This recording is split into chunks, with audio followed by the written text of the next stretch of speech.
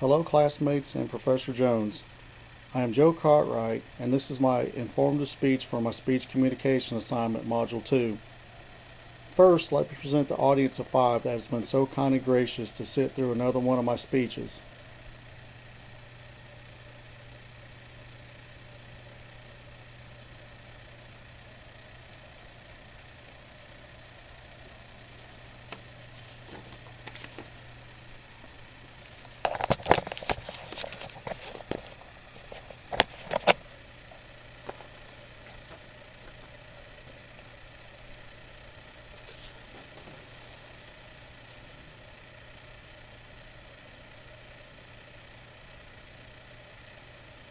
For my informative speech for this class, I would like to talk about a disease that is estimated to potentially affect 1 out of every 3 Americans during the course of their lifetime.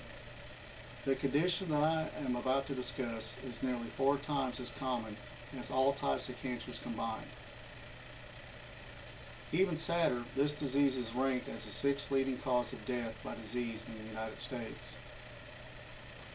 The chronic illness that I'm referring to is diabetes, and it affects over 9% of the United States population.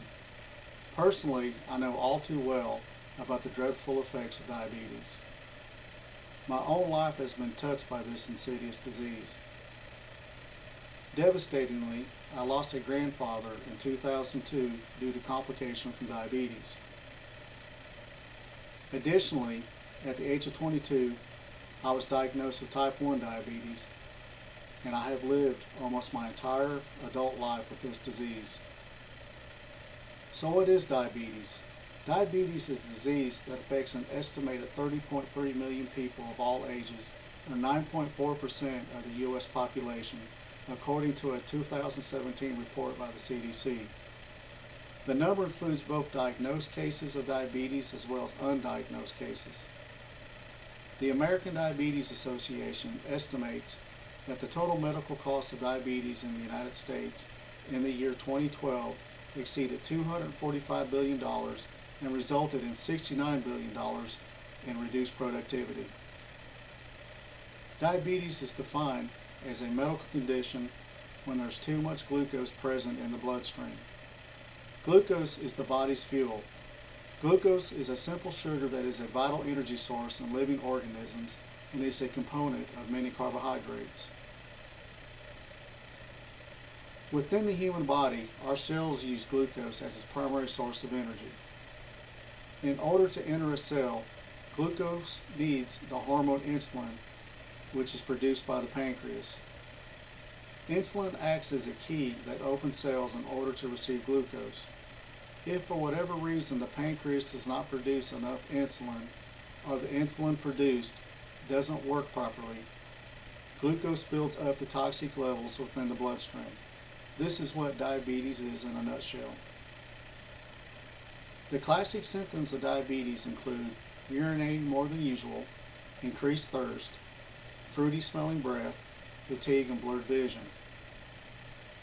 For some diabetes sufferers, these symptoms can be effectively controlled by diet and exercise. Many more diabetes sufferers require oral medication that acts in various ways to reduce sugar levels by promoting the pancreas to produce more insulin or prompts the insulin produced to work more effectively. When oral drugs can't regulate sugar levels, the final treatment is insulin therapy. There is considered 2 main types of diabetes, type 1 and type 2. Type 1 diabetes, which I suffer from, accounts for about 10% of all diabetes. To be considered a type 1 diabetic, the pancreas generates no insulin.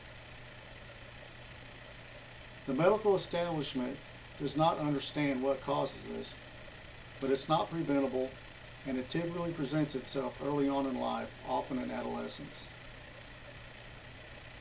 Type 2 diabetes, which accounts for about 90% of all diabetes, is when the body can make insulin but not sufficient amounts of it, or when what insulin is produced doesn't work properly.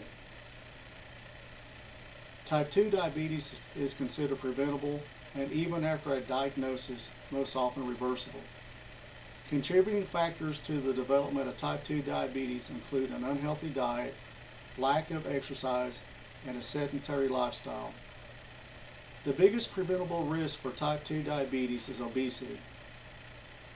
Not only is diabetes an epidemic within the United States, but the case can be made that diabetes is well on its way to becoming a global pandemic. In an article in the New York Times titled, "The Global Diabetes Epidemic," endocrinologist Kasia Lipska states that according to the International Diabetes Federation, there are now an estimated 65 million adults with diabetes in India.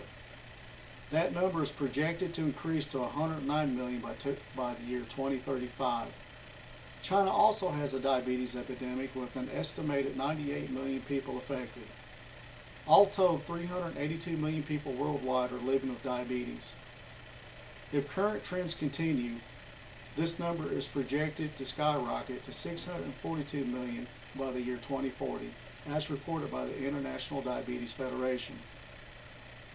Editor-in-Chief of the International Journal of Health Sciences, Syed Amin Tabish, predicts in his article, "Is diabetes becoming the biggest epidemic of the 21st century?" that diabetes is on the fast track to develop into the 21st century's most major public health concern. As more and more people develop diabetes, the healthcare systems of our nation and of those around the world could potentially become overrun with patients experiencing all of diabetes' worst outcomes, such as blindness, limb amputation, kidney failure requiring dialysis, coma, and even death. Complications from diabetes such as coronary artery and peripheral vascular disease, stroke, diabetic neuropathy, amputation, renal failure, and blindness are resulting in ever-increasing disability, reduced life expectancy, and enormous healthcare costs within our society.